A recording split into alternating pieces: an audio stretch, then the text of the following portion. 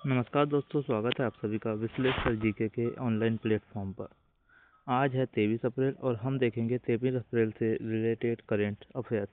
तो आज का पहला प्रश्न है, R-37M मिसाइल जो हाल ही में चर्चा में रही है, किस देश द्वारा विकसित की गई है? इजराइल, ऑस्ट्रेलिया, रूस या उत्तर कोरिया? यह की गई है रूस के द्वारा।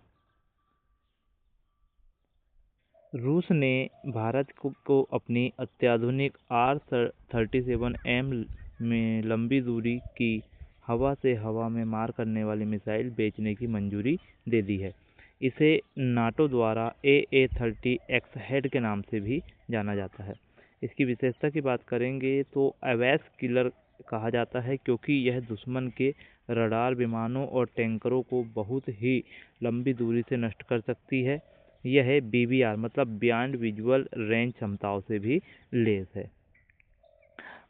नाटो की बात करें तो नॉर्थ अटलांटिक टेरिटरी ऑर्गेनाइजेशन है ना, ये इसका फुल फॉर्म है। अगला बात करें, 2026 गोल्डमैन पुरस्कार से कितनी महिलाओं को सम्मानित किया गया है? तो अभी हाल ही में 6 महिलाओं को इस अवार्ड से सम्मानित किया गया है। इसकी जानकारी देखें तो उस साल 2026 का गोल्डमैन पर्यावरण पुरस्कार, जिसे ग्रीन नोबल भी कहा जाता है, दुनिया भर की 6 महिला पर्यावरण रक्षकों को ये दिया गया है। यह पुरस्कार जमीनी स्तर पर प्रकृति और समुदाय की रक्षा के लिए उत्कृष्ट कार्य करने वाले व्यक्तियों को दिया जाता है। अब ये 6 महिलाएं कौन कौन हैं, तो नेक्स्ट वीडियो में इन 6 महिलाओं के बारे में हम चर्चा करेंगे। अगला प्रश्न है, साल्वीन नदी जो हाल ही में प्रदूषण के कारण चर्चा में थी, कहाँ से निकलती है? ठीक है, तो ये आपका भारत का ऊपरी क्षेत्र है, इधर में है यहाँ पर आपका कौन सा, तिब्बती पठार, जिसको हम पूर्वी हिमालय के नाम से जानते हैं, और यहीं से इसका क्या है, उद्गम है। तो अभी क्या हुआ कि साल्विन नदी की अगर हम बात करें तो इसे चीन में क्या कहा जाता है, चीन में इसे नू और म्यांमार में इसे थाल्नविन कहते हैं।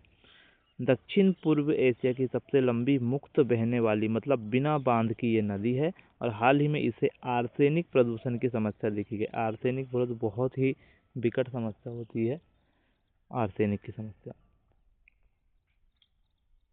अगला प्रश्न है, हाल ही में किस भारतीय राज्य ने समृद्ध ग्राम पहल के लिए WSIS पुरस्कारों का नामांकन प्राप्त किया? तो अभी हाल ही में समृद्ध ग्राम के लिए गुजरात ने ये पुरस्कार का नामांकन प्राप्त किया है। तो गुजरात की बात करेंगे तो पहले देखें हम ये WSIS है क्या, तो world summit on the information society, और यह संयुक्त राष्ट्र द्वारा आयोजित एक वैश्विक मंच है, मतलब कि UNO के द्वारा। समृद्ध ग्राम पहल समृद्ध ग्राम पहल गुजरात की इस डिजिटल पहल का उद्देश्य ग्रामीण क्षेत्रों में ई-गवर्नेंस और सूचना प्रौद्योगिकी को बढ़ावा देकर पंचायतों को सशक्त बनाना, इसे अंतर्राष्ट्रीय स्तर पर मान्यता मिलना भारत के डिजिटल इंडिया मिशन की सफलता को दर्शाता है।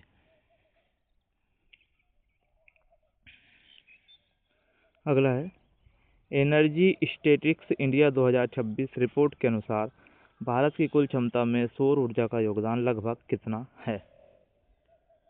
तो हाल ही में 71% इसे देखा गया है। पूरी जानकारी देखते हैं।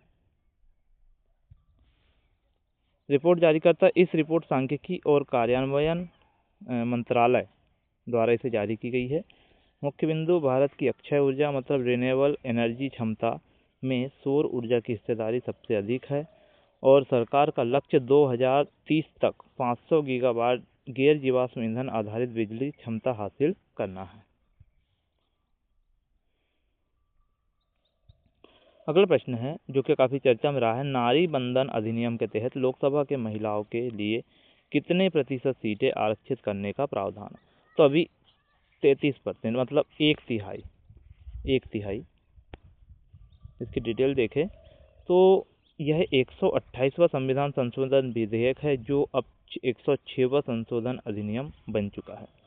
विस्तार की बात करें तो यह आरक्षण लोकसभा, दिल्ली विधानसभा, सभी राज्यों की विधानसभा पर लागू होगा, और यह आरक्षण 15 वर्षों के लिए होगा, जिसे संसद में बाद में आगे भी बढ़ाया जा सकता है। अच्छा, लेकिन ये संशोधन में पास होने से पहले ही ये बिल गिर चुका है। तो अप्रैल 2026 में मोदी सरकार ने 2029 से पहले महिला आरक्षण लागू करने के लिए एक संविधान संशोधन, जिसे 131वां संविधान संशोधन कहेंगे, पेश किया। लेकिन लोकसभा में आवश्यक 2/3 बहुमत मतलब 352 वोट न मिलने के कारण यह गिर गया। अच्छा, वोटिंग के दौरान स्थिति क्या रही? तो वोटिंग के समय में 528 सांसद मौजूद थे, जिसमें सत्ता पक्ष को मात्र 298 वोट मिले, जबकि विपक्ष ने विरोध में वोट किया।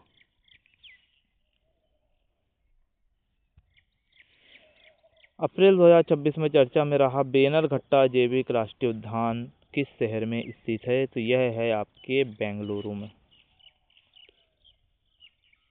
तो हाल ही में मानव वन्य जीव संघर्ष को कम करने के लिए नई AI आधारित निगरानी प्रणाली स्थापित की गई है। महत्व, यह भारत के उन चुनिंदा उद्यानों में से एक है जहां सफारी की सुविधा उपलब्ध है और हाथियों के संरक्षण के लिए एक विशेष कॉरिडोर यहां पर बनाया गया है। अगला प्रश्न है, हाल ही में केन बेतवा नदी जोड़ो परियोजना या केन बेतवा लिंक प्रोजेक्ट के विरोध में चीता आंदोलन ठीक है, कहाँ पर शुरू किया गया है? तो ये आपके मध्य प्रदेश में। ये मध्य प्रदेश में ये नदी बहती है, केन और बेतवा नदी, ठीक है, और इन्हीं के दोनों को मिलाया जा रहा है। तो यहाँ के जो किसान है इसका विरोध कर रहे हैं। तो केन बेतवा जोड़ो परियोजना के विरोध में चीता आंदोलन मध्य प्रदेश के छतरपुर और पन्ना जिलों में शुरू किया गया है। यह अनूठा विरोध प्रदर्शन मुख्य रूप से ढूंढन बांध के डूब क्षेत्र में आने वाले गाँवों के स्थानीय आदिवासी समुदायों द्वारा विशेषकर महिलाओं के नेतृत्व में उचित पुनर्वास और मुआवजे की मांग को लेकर किया जा रहा है।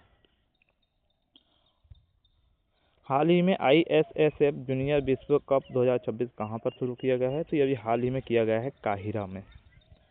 काहिरा की बात करेंगे तो युवा एथलीटों के लिए अंतर्राष्ट्रीय शूटिंग सीजन की शुरुआत की गई है।